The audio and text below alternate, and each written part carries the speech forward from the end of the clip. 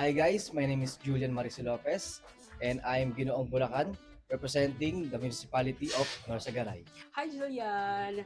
Since tapos na yung pre-pageant, yung swimmer competition, how do you feel right now?